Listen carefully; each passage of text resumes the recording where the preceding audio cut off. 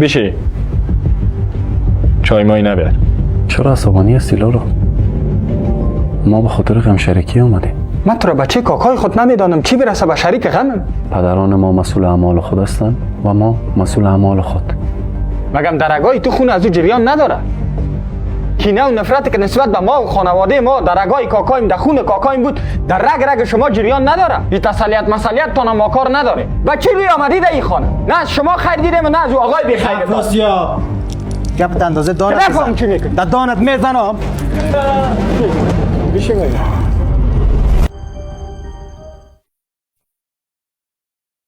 ببینیم پیش از اینکه داخل بریم فراموش نکنیم که بچهای کاکای ما عزادار هستن.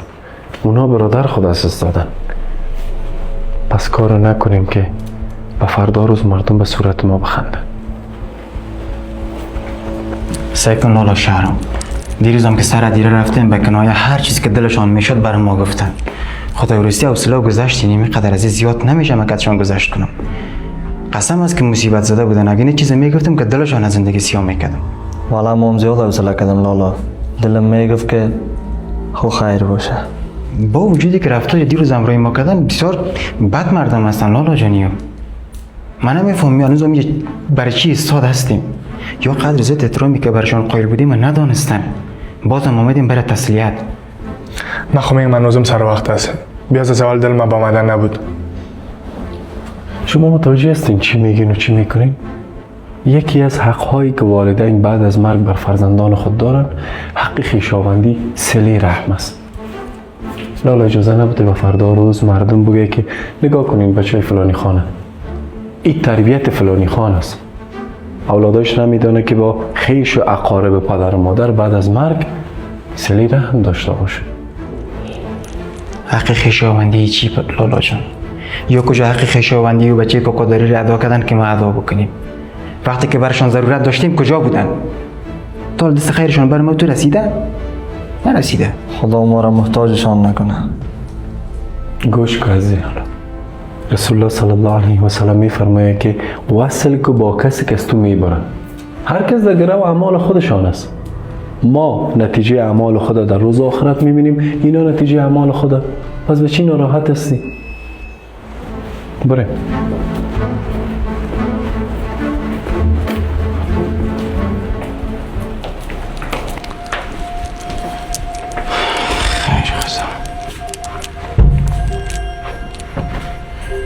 من مطمئن هستم داخل بریم کار را که دیروز سرحدیره کردن از او بدترش میکنن. با حرفای زشت و ناپسند و نیشکنایش خاطر ما را آزرده میکنن. چاره چیست؟ میتونیم به مثل اونا عمل کنیم؟ اگه کار کنیم پس فرق بین ما و اونا چی است؟ هیچ. یک روز یک فردی آمد در مجلس رسول الله صلی الله علیه و سلم و گفت مرا نصیحت کن، وصیت کن. گفت عصبانی نشو. رفت دوباره آمد گفت وصیت دیگه. گفت عصبانی نشو. به کسی دیگه فرمودن صلی الله علیه و سلم عصبانی و خشمگین نشو، برای تو بهشت است. هر کس به سخنان رسول الله صلی الله علیه و سلم حرمت داره، احترام داره، داخل عصبانی نمیشه. هیچ گونه عکس العمل نشون نمیده. درست است؟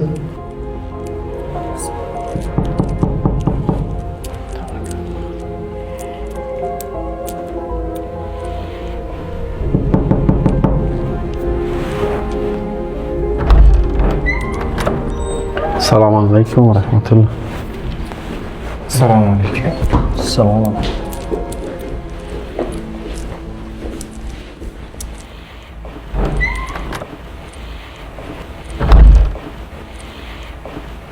به خدا بیامرز شاهدانم. خدا بیامرز بسیار بچه خوب سال کنم. بسیار بیامرز اما تو این بیادرهایش هم خودش باری جنگ است.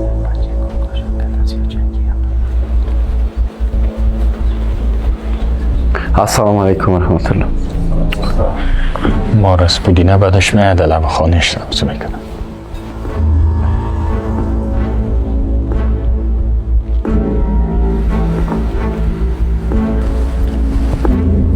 بخیر باشه چای بیار.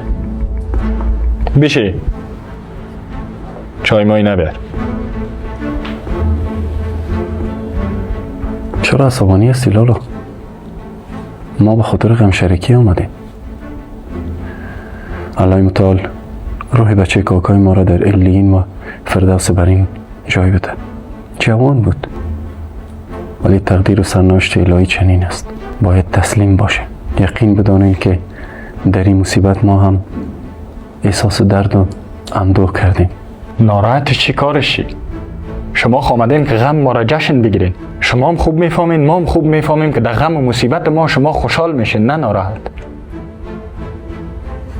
بچه ماما چرا تا خراب نکن و عصبانی هم نشو. معلوم دار هستن از پدرشان چی خیر دیدیم که از اینا ببینیم. لالای خدا بیامرز امام از اینا دل خوش نداشت. شخصا من نه از کاکایم خیر دیدم و نه هم از بچه های کاکایم. خداوند روز سخت به هیچ کس نشان نده. از آمدن اینا که در خمون آمدنشان خوب است که هیچ رنگ خود نشان نمیدادن. شرشان به ما نرسه. خیرشان کار نداریم. تسلیت مسئلتون به درد خودتان میخوره.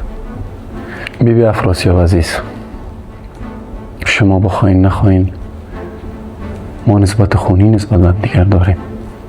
درد شما را احساس میکنیم با تمام وجود. خدا شاهد است، خود در غم شریک میدانیم. خدا شریک میدانی؟ من تو را بچه کاکای خود نمیدانم، چی برسه به شریک غمم؟ از روزی که دست چپ و راست خدا شناختیم هیچ وقت ما این تصور و فکر نکردیم که من کدام کاکایی دارم یا بچه کاکایی دارم یا کدام همدرده. تا وقتی که همین خدا بیامرز زنده بود، هر جایی که کاکای میشش درباره از همین آدم چی میگه؟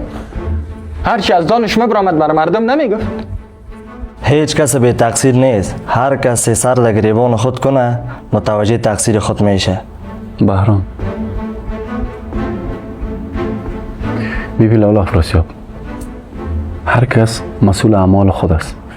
پدران ما مسئول اعمال خود هستند و ما مسئول اعمال خود. یعنی چی که تو در برابر کارهای پدرت مسئول نیستی؟ مگم درگاهی تو خون از او جریان نداره؟ کینه و نفرتی که نسبت به ما و خانواده ما درگاهی کاکایم در خون کاکایم بود در رگ شما جریان نداره؟ والا بچهش مردم من دوستیشون نفهمیده و نه دشمنیشون. دوستی دارن یا دشمنی مگه میچه چوش نیست. خواجب مردم هستن مرده اونجا افتیدگی اینا جنگ دنبای خدا دارن. چند قبال طالبان بینی خدا میدان میکنن. قرار بیشینی سیلشانه ببین. اگه اینا لباین خود جنگ کرد من خود غرصشون نمیگیرم. خدا به جنجال نمیندازم. راست میگه. نشکه در کنم جنجال باریم که تزیو. خب یا خدا خیرشان رو پیش کنه بیادرم. این تسلیت مسئلیت تا ما کار نداریم. اصلا نمیفهم تو را کی اجازه داده که در این خانه بیایی؟ با چی روی آمدی در این خانه؟ نه از شما خیر دیدم و نه از او آقای بی خیرت. افراسیاب گپت اندازه دانت نفهم چی میکنی؟ در دانت میزنم.